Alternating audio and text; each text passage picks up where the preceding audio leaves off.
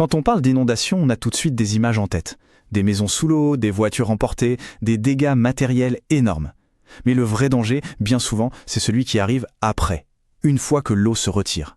C'est là que commence une menace bien plus discrète, mais tout aussi redoutable. Et c'est de ça dont on va parler aujourd'hui. Pour bien comprendre de quoi on parle, commençons par un chiffre. 5688. C'est le nombre de personnes qui ont perdu la vie dans des inondations en Europe ces 40 dernières années. Ce n'est pas juste une statistique, hein. Derrière chaque unité, il y a une histoire, une famille. Ça nous rappelle que la première menace, la plus brutale, c'est bien l'inondation elle-même. Alors, commençons par les risques les plus évidents, ceux qui se passent pendant la catastrophe. On peut voir ça comme la partie visible de l'iceberg. C'est crucial de bien les avoir en tête pour comprendre tout ce qui se cache en dessous et qui est beaucoup plus sournois. Bon, évidemment, il y a le risque de noyade. C'est la première chose à laquelle on pense. Mais les eaux de crue, c'est un véritable piège.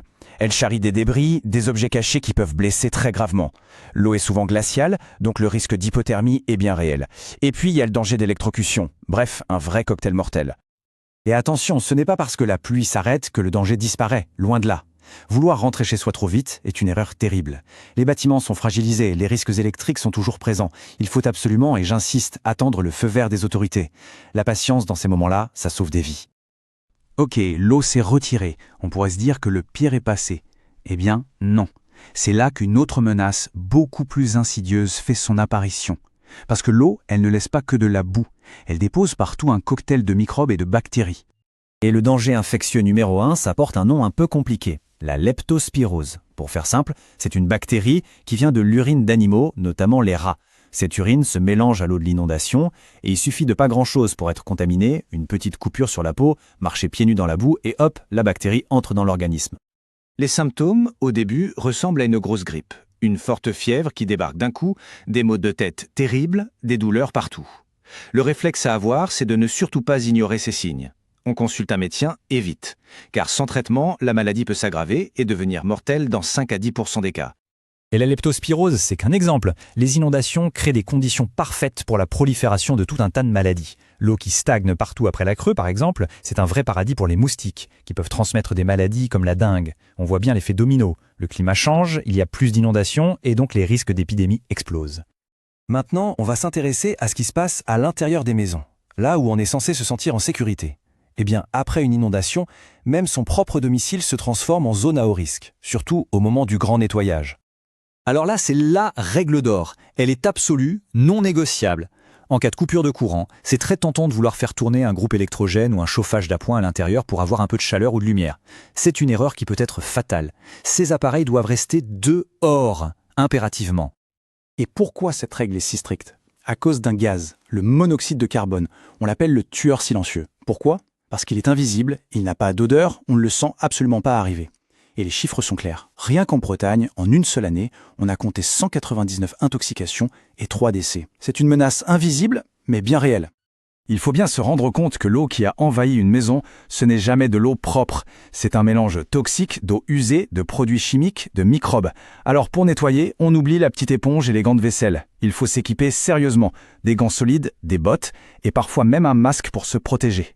Une fois que le plus gros du nettoyage est fait, un autre ennemi s'installe en silence, l'humidité. Elle s'infiltre partout, dans les murs, les sols, et c'est un terrain de jeu idéal pour les moisissures. Ça peut sembler anodin, mais les spores de ces champignons sont très mauvaises pour la santé respiratoire. Elles peuvent déclencher ou aggraver des problèmes comme l'asthme. On a parlé des risques pour le corps, des infections, des dangers dans la maison, mais il y a une autre conséquence tout aussi dévastatrice et qu'on oublie souvent, c'est l'impact psychologique. C'est comme une deuxième inondation, mais à l'intérieur de soi.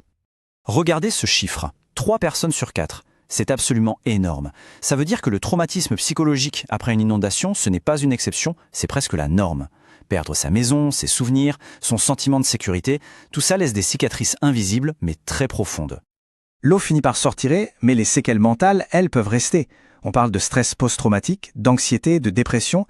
Ces troubles peuvent s'installer pour des mois, voire des années. Il est vraiment crucial de comprendre que ce sont des réactions normales face à un événement qui, lui, ne l'est pas du tout. Bon, face à tout ça, on peut se demander, mais alors, qu'est-ce qu'on peut faire? On va donc passer à la dernière partie, sans doute la plus importante, un guide pratique avec les recommandations essentielles pour se protéger soi et ses proches. Concrètement, comment on se protège? Voici les réflexes à avoir. D'abord, on protège son corps, jamais pieds nus dans l'eau ou la boue, et on désinfecte immédiatement la moindre petite plaie. Ensuite, ce qu'on consomme. L'eau du robinet, on la fait bouillir au moins 10 minutes, ou alors on prend de l'eau en bouteille.